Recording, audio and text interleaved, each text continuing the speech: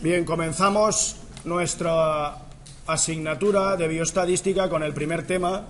El primer tema es bioestadística y epidemiología dentro del paradigma de la salud pública.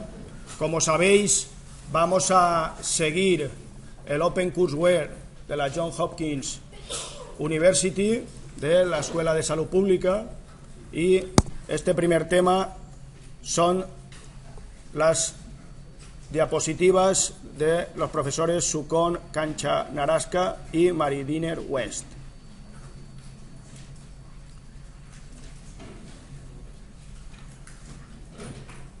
Bien. Pasos en el paradigma de la salud pública. Vamos a ver, como sabéis, la pregunta de por qué la bioestadística está en medicina, pues viene o intenta resumir en estos pasos. El primer paso, como siempre, será definir el problema. Si recordáis, hace pocos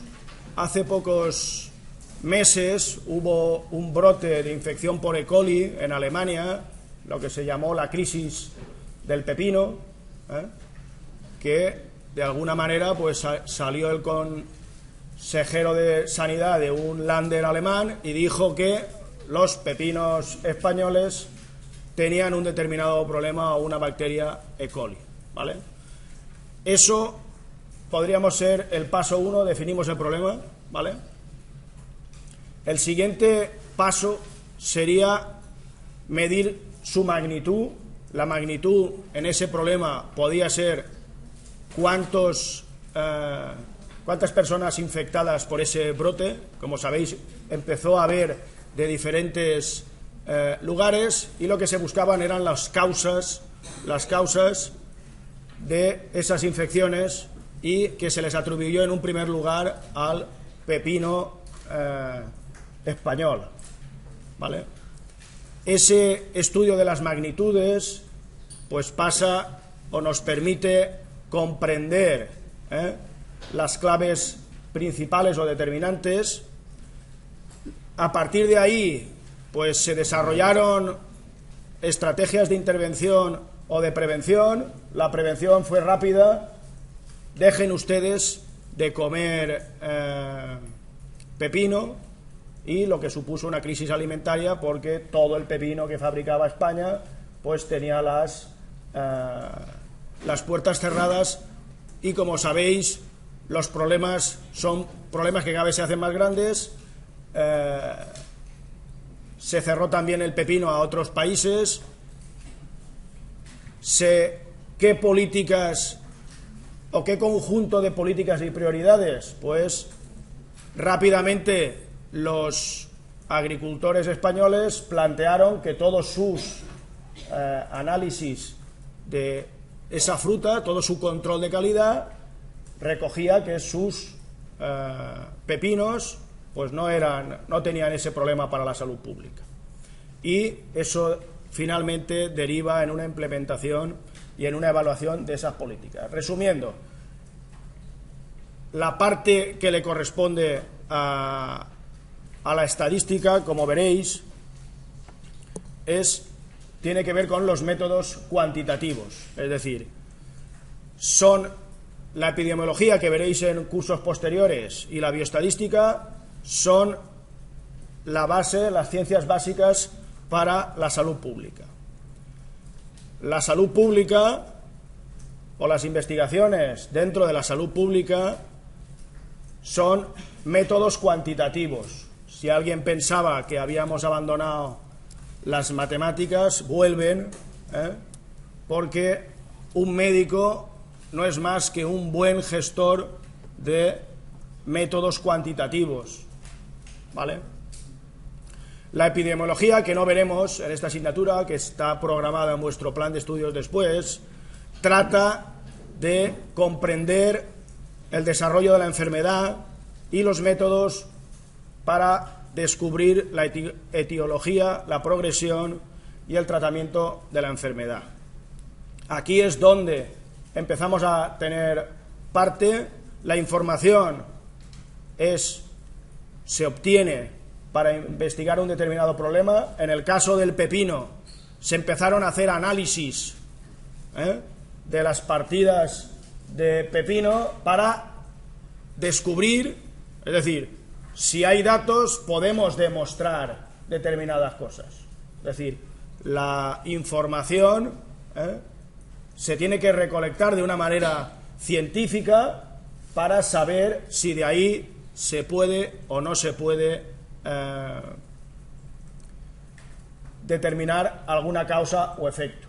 De hecho, sabéis que en este caso de la crisis del pepino, finalmente los españoles o los productos españoles no eran los causantes de esa crisis. ¿Por qué? Porque se llegó a demostrar que en todas las partidas de pepinos analizadas por los laboratorios de referencia no contenían esa bacteria. Por tanto, una de las partes importantes es obtener información y de alguna manera los métodos y herramientas de la bioestadística son los que se usan para analizar, para ayudar a la toma de decisiones.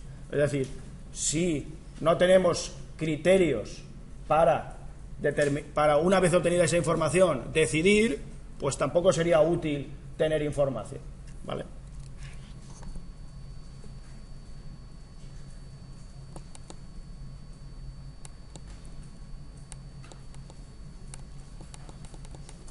La epidemiología trata del estudio de la distribución de determinadas enfermedades o lesiones en humanos, en las poblaciones, y su aplicación al estudio de problemas de salud.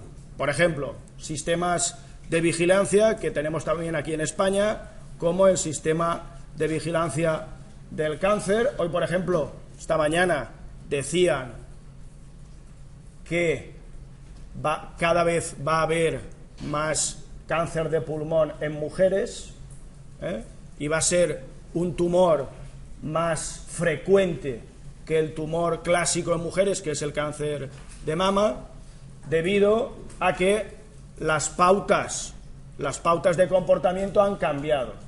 En los últimos 30 años se ha dado un vuelco, o 30 o 40 años, se ha dado un vuelco en el comportamiento. Hace 40 o 50 años era muy raro ver a una mujer fumando.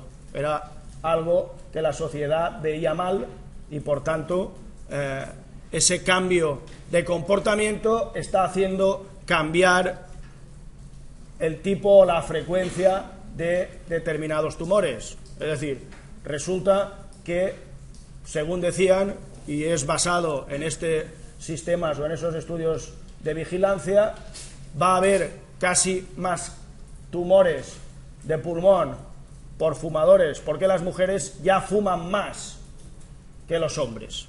Hemos pasado en 50 años a ser completamente igual, e incluso eso significará, si hacemos una inferencia de esos resultados, significará que, por ejemplo, en estos momentos las mujeres tienen más esperanza de vida, aproximadamente sobre 6 o 7 años, que los hombres.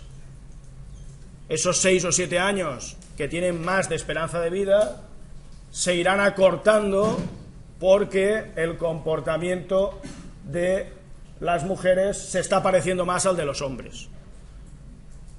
¿Para qué nos sirve tener esta monitorización de la frecuencia de determinados tumores? Pues sirve para, que eso es un poco el tema de la epidemiología, para detectar los problemas y sugerir, por ejemplo, campañas de prevención. Campañas de prevención, que es, en estos momentos la campaña sería: mujer, no fume usted, que ahora ya hay más mujeres que hombres. Eso no se consigue así la igualdad, ¿vale? Hay otros estudios clásicos, como sabéis, que están siempre ahí, que son, por ejemplo, el tema de los móviles, si producen tumores o no tumores. Eso está siempre. Todos lleváis encima un teléfono móvil que recibe ondas continuamente del centro y la pregunta, que son hay determinados estudios para medir el efecto de esa radiación en los seres humanos y cómo se podría demostrar que hay efecto. Es decir, imaginaros, de momento no hay ningún estudio significativo al respecto, pero cómo... La OMS ya reconoce que es potencialmente carcinogénico el sistema Wi-Fi, Bluetooth y telefonía móvil. Todavía reconoce, pero como digo yo, todavía no han llegado al punto de que nos digan no use usted el móvil, no use usted, cosa que por ejemplo con el tabaco sí que hemos llegado ya a la política de que el gobierno de cada país, ahora como sabéis, pues está la lucha de que no se pueda fumar en lugares públicos, etcétera, pero se sigue pudiendo vender, se sigue pudiendo comprar el tabaco, ¿no? Pues en el tema, por ejemplo, de todo el espejo radioeléctrico, pues sí, empieza, parece, pero falta saber cuántas horas tienes que estar expuesto. Es decir, todavía queda imaginaros que dentro de 10 años se obtienen unos resultados realmente potentes referidos a que llevar el móvil encima supone que tienes pues una probabilidad 3 veces más alta de desarrollar un cáncer que si no lo llevas. Pues la gente empezará a pensarse muy mucho si lleva el teléfono o si enchufa una wifi, etcétera. Eso es, ¿vale?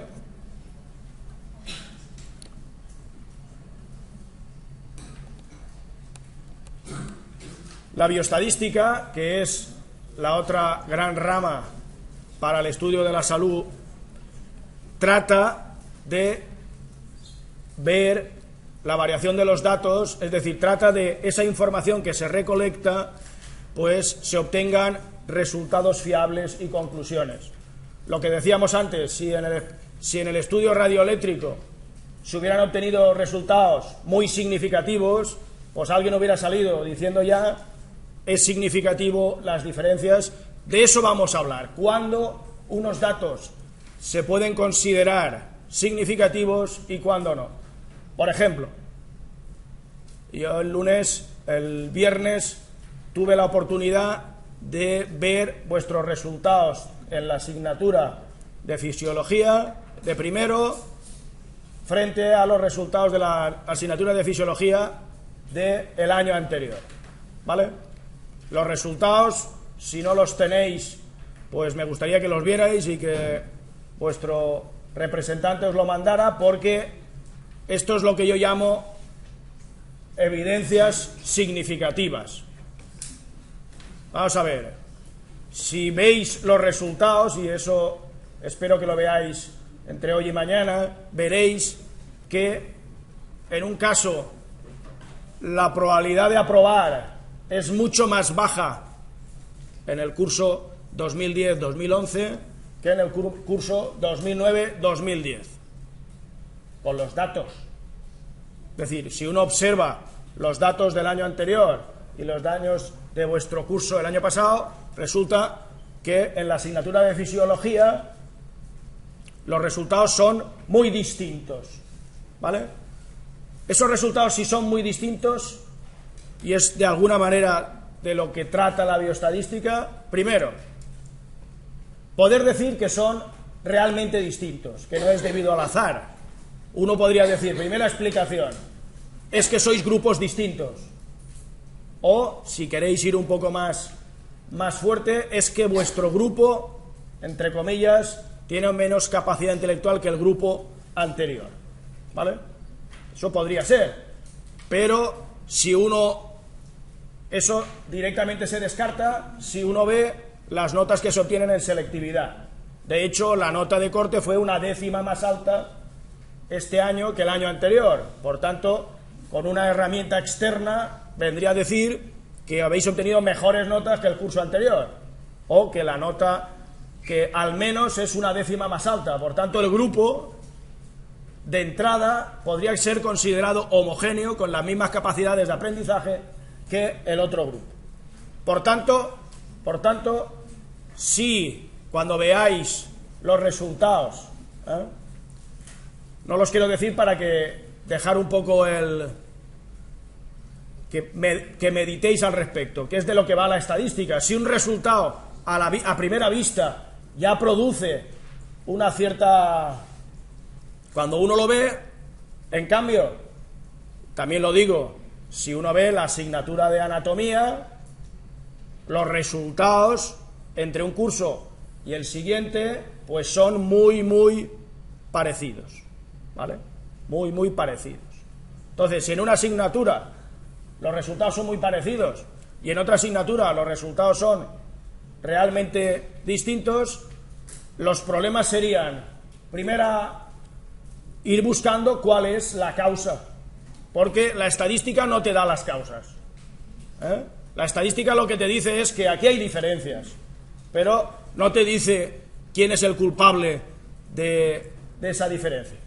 Por ejemplo, la primera manera de encontrar una causa sería si el grupo es distinto. Ya hemos intentado ver que las capacidades del grupo son las mismas.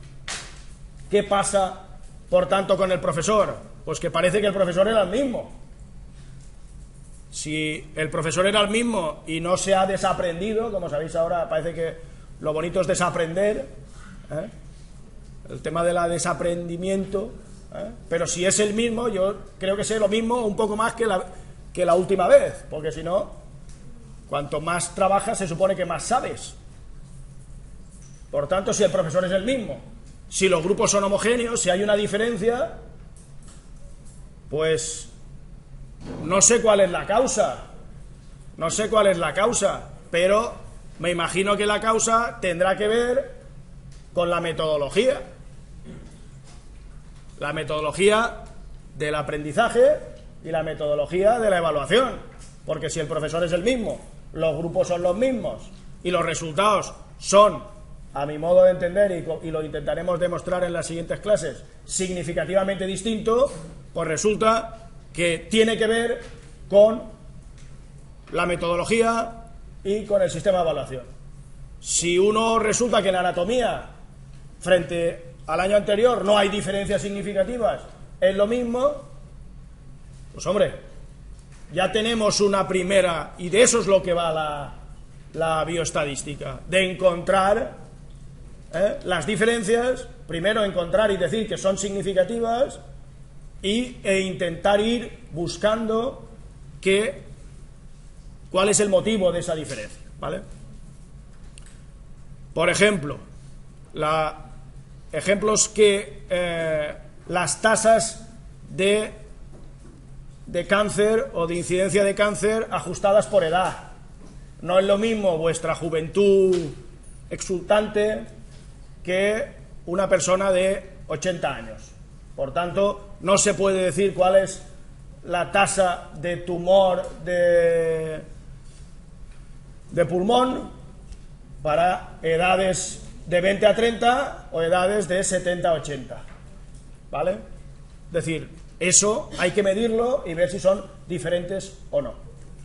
Otro, lo que hablábamos antes, calcular esas medidas de desarrollar, el riesgo de desarrollar un cáncer, un tumor en la cabeza debido a fundamentalmente el uso de los teléfonos móviles. O como veréis después, el COX-2 era un inhibidor del dolor, pero como os enseñaré, se retiró ese producto del mercado. ¿Por qué se retiró? Pues eso es un poco para lo que estamos aquí, para encontrar las diferencias, y si esas diferencias son debidas en ese caso al medicamento que tú estás proponiendo, pues como veis, hay veces que se retira del mercado determinado medicamento. ¿Por qué? Porque se ha detectado diferentes problemas con él.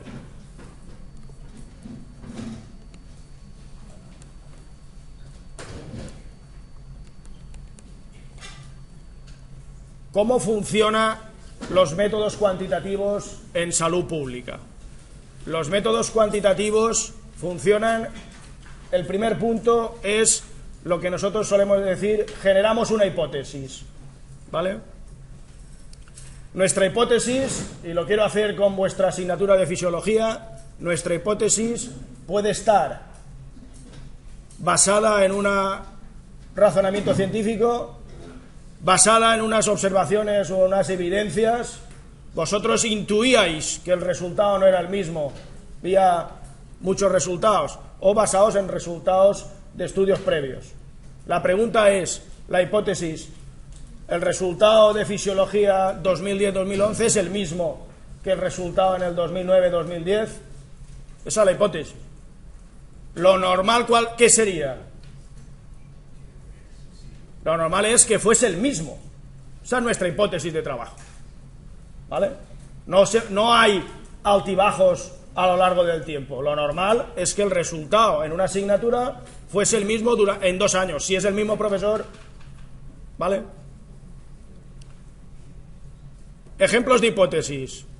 El riesgo de desarrollar cáncer de pulmón permanece constante en los últimos 5 años. Tú dices, si no cambia los condicionamientos externos, esa probabilidad de tener cáncer. Ahora, si resulta que en los últimos 5 años el uso de los teléfonos móviles, como digo yo, hace 5 años no había WhatsApp, hace 5 años casi no había Facebook, hace 5 años no había 20. Ayer, por ejemplo, había un comentario, ¿qué edad tienes? Comentario, ¿qué edad tienes? Contestación, depende. 9 años, que es mi edad real, 18 en 20, 19 en el Facebook. ¿Por qué? Porque de alguna manera, desde muy pequeñitos, y estamos hablando ya de gente de 10 años, que ya tiene su ámbito de red social. Ya no decimos nada cuando salís y vais todo el día enganchados con el WhatsApp, con el 20 en el móvil. Por tanto, quiere decir que tenemos entre comillas, un cambio en los últimos 5 años. Ese cambio en los últimos 5 años va a generar, a lo mejor los síntomas se ven dentro de 25, pero lo que sí que está claro que en los últimos 5 años nuestros hábitos y comportamientos han cambiado. Si han cambiado nuestros hábitos y comportamientos, puede que esa tasa de incidencia cambie. De momento no debería por qué, ¿vale? Y, por ejemplo, ese fármaco Vioxx, pues aumenta el riesgo de infarto en el corazón, ¿vale? Son diferentes hipótesis. Mi hipótesis, los resultados de fisiología deben ser los mismos, no deben de cambiar.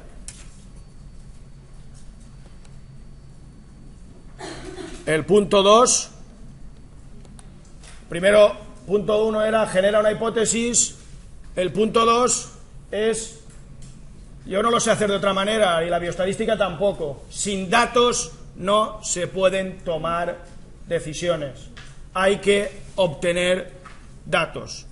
Un estudio trata de estimar la frecuencia de una determinada enfermedad en la población. Ese es un estudio. Si hay o no hay presencia de una determinada enfermedad. Un estudio de vigilancia ya es un estudio que se diseña previamente, como decíamos, para ir comprobando año a año si, como veíamos, el cáncer o, porque eso también es un hecho relevante, hace 30 años infartos de corazón, infartos en el corazón de mujeres eran inexistentes. Y ahora ya hay mujeres con infartos. ¿Por qué?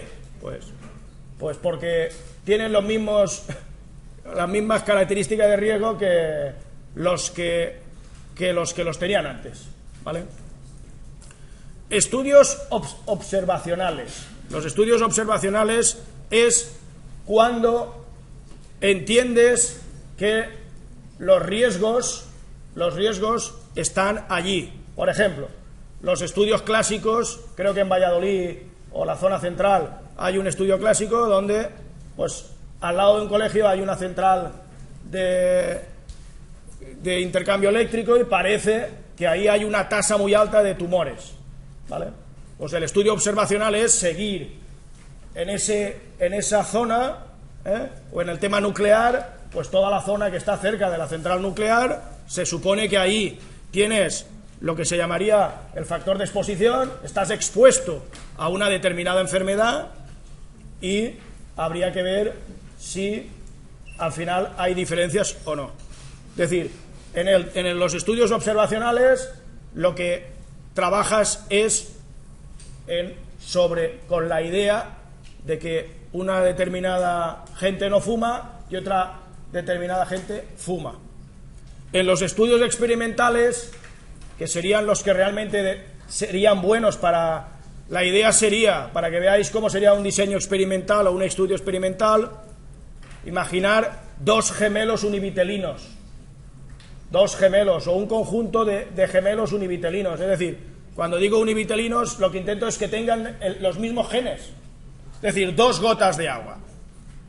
Y ahora queremos demostrar que el tabaco produce cáncer. ¿Cómo sería un diseño experimental? Cogeríamos a la gota A, al gemelo A, y a este le diríamos: no fume usted en los próximos 15 años, sin que hubiese fumado antes. Y al gemelo B le decimos: empiece usted a fumar ahora una cajetilla al día durante los próximos 15 años. Y los mantenemos en el tiempo. Ahí estamos aislando de otros efectos, porque se supone que los genes son los mismos, están en la misma zona, y lo único que les diferencia es que unos fuman y los otros no. En vuestro caso de la asignatura de fisiología, unos estudian y los otros también, ¿vale? Están los efectos de exposición, es el mismo profesor en los dos grupos. Por tanto, habrá que ir descartando cuál es el factor de exposición.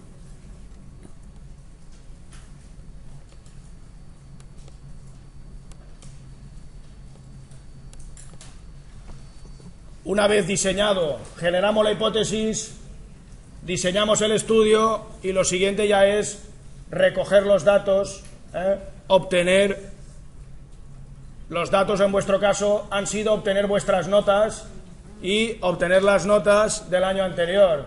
Ya tengo los datos, ya tengo información con la que puedo trabajar. He diseñado un estudio y recojo esa información. En este caso, por ejemplo, pues número de muertes por enfermedades cardiovasculares, es decir, tú tienes que determinar qué información vas a obtener para tomar esas decisiones. O, en este caso, el número de gente con ataques al corazón cuando habían usado este fármaco Vioxx, ¿vale?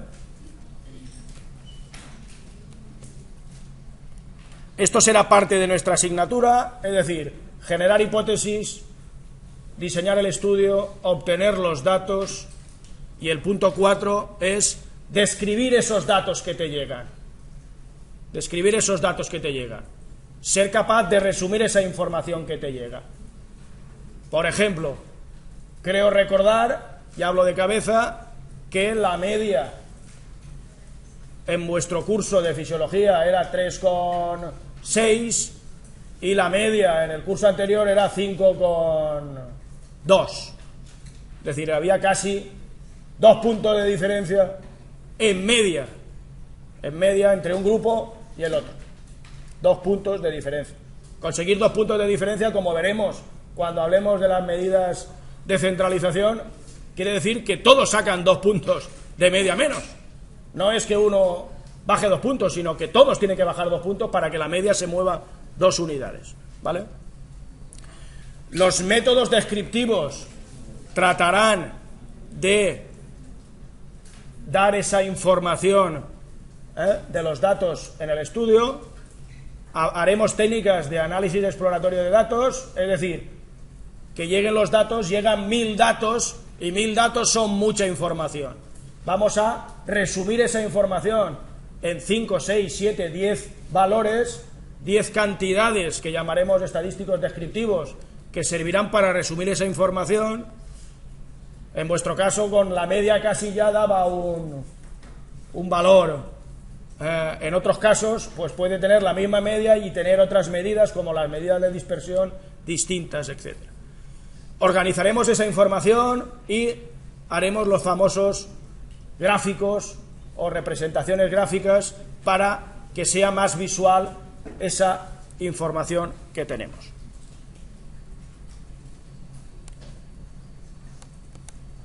Has generado la hipótesis, has diseñado el estudio, has obtenido los datos, has hecho ese análisis exploratorio, y en el punto 5, con esos datos resumidos, lo que tratas es de valorar la fortaleza de la evidencia a favor o en contra de la hipótesis.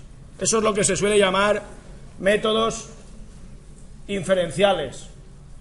Métodos inferenciales.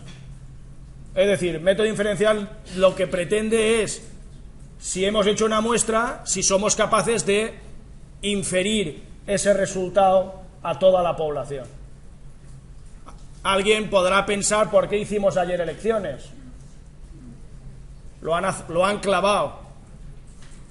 Han clavado las estadísticas previas, han clavado los resultados. Os recuerdo que hacer las elecciones cuesta aproximadamente 100 millones o 100 y pico millones de euros.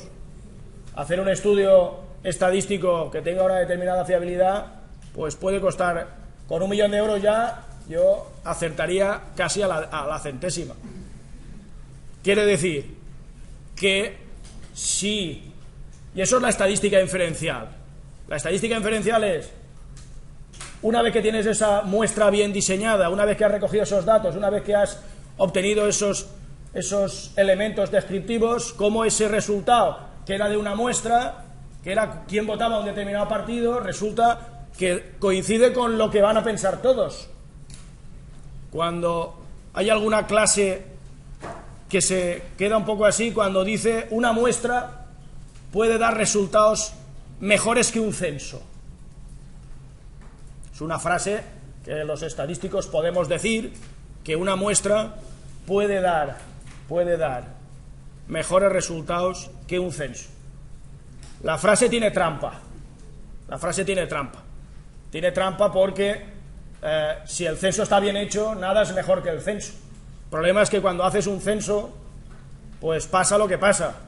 Cuando tú intentas saber cuántos viven en España, no lo sabe nadie. Gente que viva en España no lo sabe nadie. Porque si viene a vivir aquí y no se empadrona y solo usa la tarjeta, pues no sabes que vive aquí.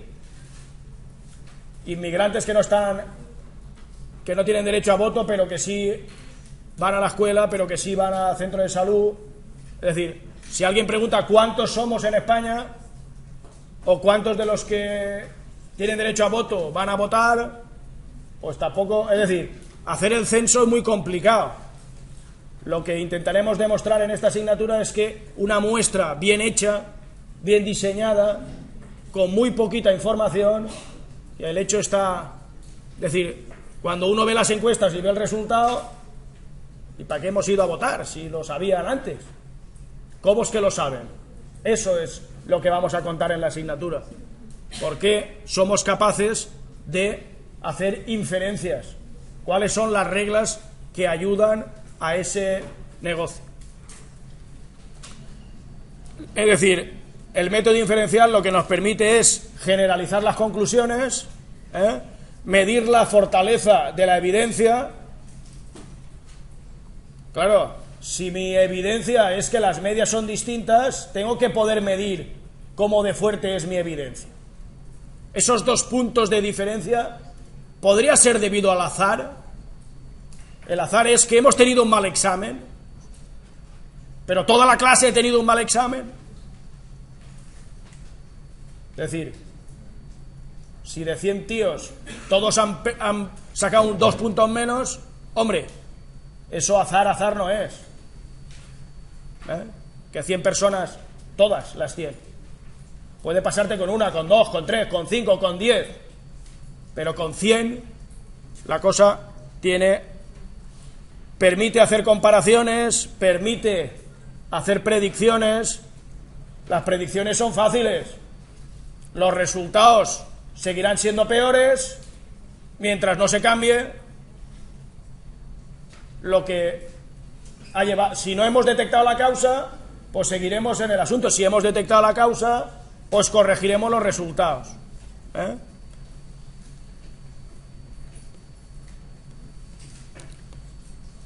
En el punto 6, cuando ya hemos generalizado, lo que nos va a permitir todo este desarrollo es recomendar intervenciones o programas preventivos. En vuestro caso, creo que vosotros ya habíais detectado la causa y habíais hecho recomendaciones o intervenciones. Creo que la discusión era: queremos que nos evaluéis y nos hagáis la misma metodología que el año anterior. Porque si al año pasado el resultado salía, pues este año debe salir igual, más o menos. No cambie usted la metodología, ¿vale? Hay veces que los resultados son conformes a tu hipótesis y otras veces rechazan la hipótesis. En el caso del pepino, la hipótesis era: los pepinos españoles son los causantes de la contaminación. Resultado: los pepinos españoles no son los causantes. Hay veces que el resultado es claro. Otras veces, y eso es seguramente el tema del espectro radioeléctrico, quedan en una zona que ni que sí ni que no. Una zona de que no están a favor pero tampoco están en contra. Eso lo que dicen los estadísticos es que hay que seguir investigando. Es decir, uno no es inocente o culpable. Uno es inocente o culpable, no se sabe. O eres inocente o eres culpable. Por tanto, en el tema de los móviles, pues lo que supuestamente se está diciendo es: vamos a entre comillas, seguir investigando, diseñando estudios para ver si alguno de los estudios es concluyente. Obviamente, en toda la investigación médica, lo que se hace con esos resultados es que aparezcan en revistas científicas, y en esas revistas científicas lo que se hace es una revisión por pares, es decir, gente de tu nivel que revisa eso que tú dices para ver si se ha seguido toda la metodología científica, para decir si todos los resultados son de acuerdo o no son de acuerdo. Recientemente, pues, han pillado, entre comillas, a un investigador que manipulaba los datos para que los resultados fueran tan buenos como él quería que fuesen. Y ahora otros investigadores en otros sitios han hecho el mismo estudio y resulta que los datos no salen lo que dice el figura que salía. Ha tenido que salir a reconocer que se inventaba los datos, ¿vale? Obviamente, como consecuencia de estos resultados, las políticas o acciones pueden cambiar. De hecho, ya han cambiado con el tema del tabaco. La sociedad está más concienciada de que el tabaco supone determinar. Así todo, sigue habiendo gente que fuma, como también sigue habiendo gente que bebe. La droga alcohol está más bien considerada, pero sigue. Si alguien va a un programa de alcohólicos, veréis que el alcohol es tan o más duro que el tabaco, pero tiene que ver con, al igual que, como veremos hoy, el tema de accidentes de coche o de una conducción temeraria en la carretera, pues es también una causa grave de accidentes en la juventud, y eso la gente se lo toma de cachondeo. Bueno, a poco yo tengo una política para eso. La política es tío que pillan con lo que yo llamo la destructora. Eso se arregla rápido. La Guardia Civil va con una destructora. Te pillan con el coche y has bebido, cogen el coche y hacen así, cracks. Lo hacen en una cajita, te lo dejan en la cuneta y se van. Ya está. Con 3 o 4 coches chacaos, la gente pensaría de otra manera. Mientras sean 500 euros, tal, te quito el carné un mes. Ahora, si no has pagado el coche y son 18.000 euros, igual te lo piensas en el próximo cubata y coges un taxi. Quiero decir que es una cuestión de política. Esa política, la política de que los coches vayan a 180, si se limitan a 120, pues es una política que podrían poner y la gente no iría más que a 120 porque el coche no da más. Y al que pillen a 131, la misma política. Se chaca el coche. Verás tú como la gente piensa de otra manera. El problema es que la gente no tiene... Este fin de semana han caído 2 en Madrid, etcétera. La gente no tiene... Nos creemos indestructibles. Pero para eso está la política. Para cambiar a base de resultados.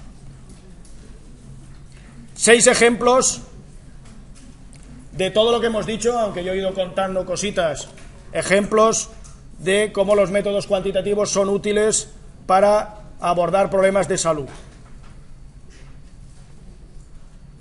Por ejemplo, el Instituto Nacional de Cáncer de Estados Unidos estima que las mujeres tienen un riesgo a lo largo de su vida de tener cáncer de mama de aproximadamente un 13,2, los que ellos llaman de 1 en 8 aproximadamente. Es decir, la mujer tiene una probabilidad de desarrollar un cáncer de mama a lo largo de su vida de un 13,2%, ¿vale? La probabilidad de que una mujer nunca desarrolle un cáncer de mama, pues es 100 menos ese 13,2, en este caso un 86,8%. Uno de cada 8 mujeres desarrollarán ese cáncer de mama, 7 de cada 8 mujeres no desarrollarán ese cáncer de mama. Esa probabilidad de tener de desarrollar ese tumor, ¿es la misma para todas las mujeres? Esa es la pregunta. ¿Es la misma? Supongamos 2 mujeres que trabajan en la misma oficina. ¿Cuál es la probabilidad de que ambas mujeres desarrollen ese cáncer de mama? Eso es lo que vamos a ser capaces de contestar a lo largo de la asignatura.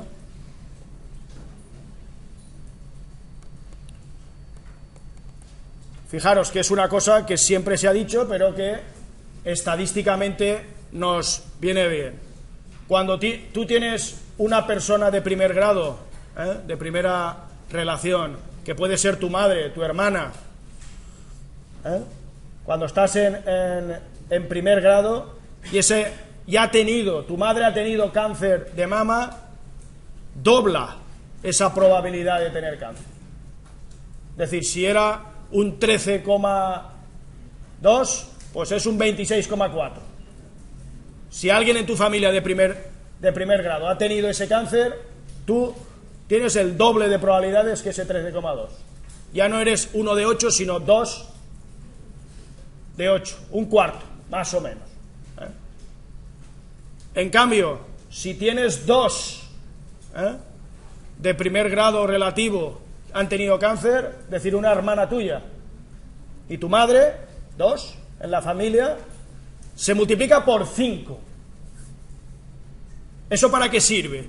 Eso sirve para que la mujer que sabe que su madre o que sabe que su hermana ha tenido cáncer, pues tenga un programa de seguimiento mucho más veces durante el tiempo que el clásico, que es una vez al año, que es el normal.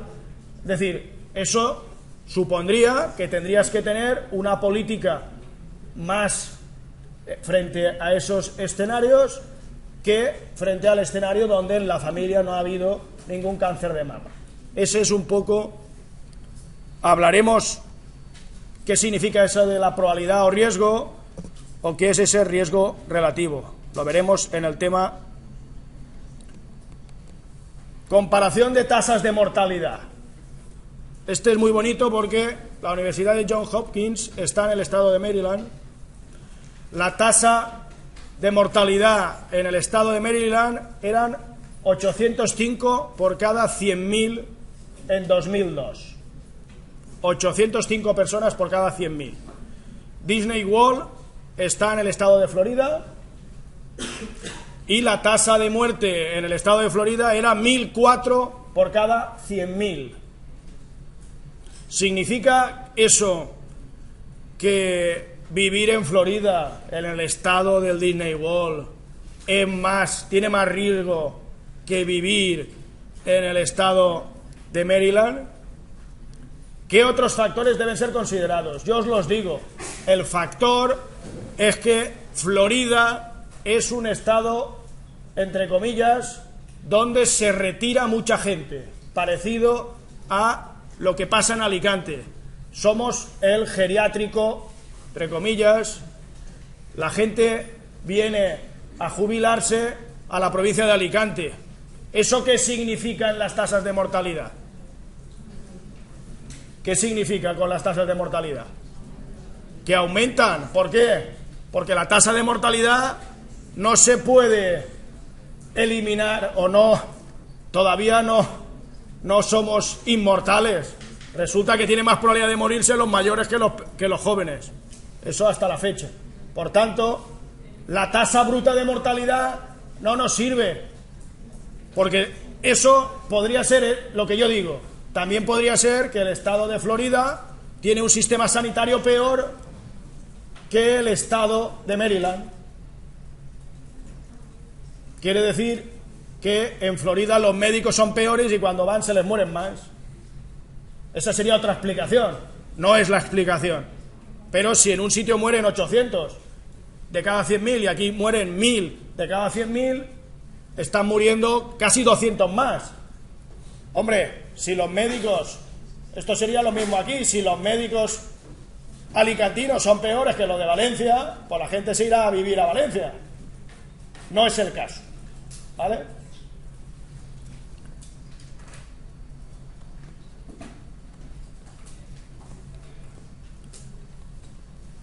Esto es cáncer de próstata, una cosa que, para que no solo sea cáncer de mama, también tenemos cáncer de próstata, en este caso solo para hombres, ¿eh?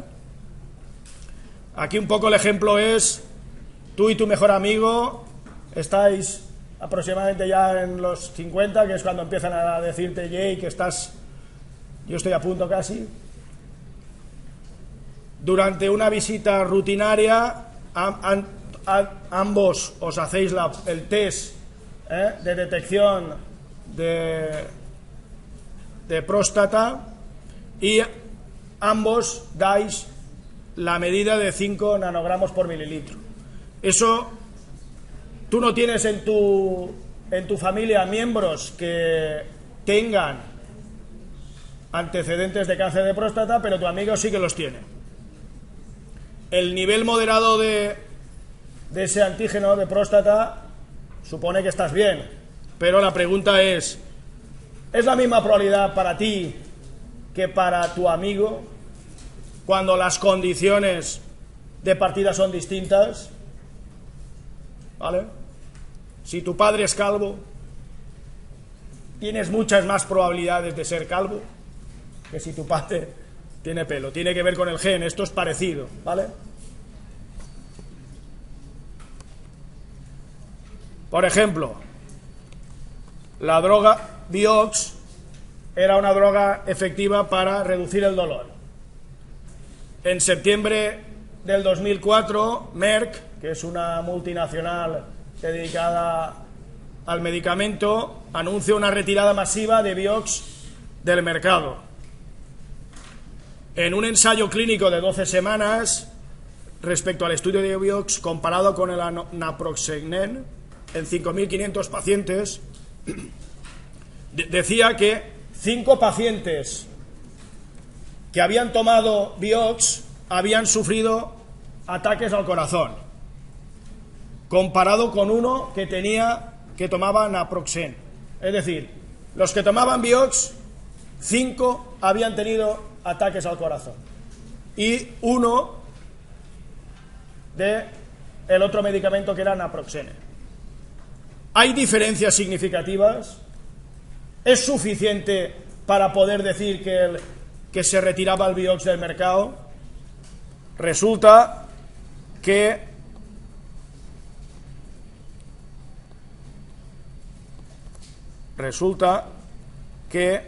la FDA americana, que es la Food and Drug Administration, que es un poco el organismo encargado de autorizar determinados medicamentos, siguiendo ese estudio, resulta que ellos no encuentran que son 5, sino que son 8 los que habían, porque muchas veces a lo mejor llega el paciente y en las causas de muerte pues no están bien analizadas. Este estudio posterior detecta que en vez de 5 son 8 y la diferencia sí que es estadísticamente significativa.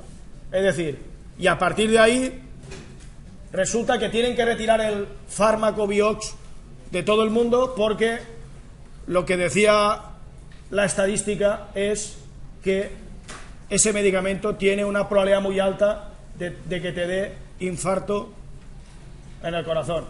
Por tanto, como sí que era con el naproxene 1, con Vioxx 8, sí que llegaba a ser significativa la diferencia, y de eso es de lo que vamos a hablar, y tendríamos, entre comillas, esa situación.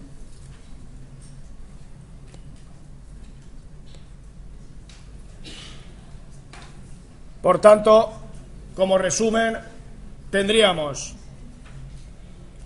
dirigir preguntas referidas a la salud pública, diseñar el estudio, recoger los datos, describir esas observaciones y datos, medir la fortaleza de la evidencia a favor o en contra de la hipótesis y recomendar intervenciones o programas preventivos. Ese sería un poco el resumen de la primera lección.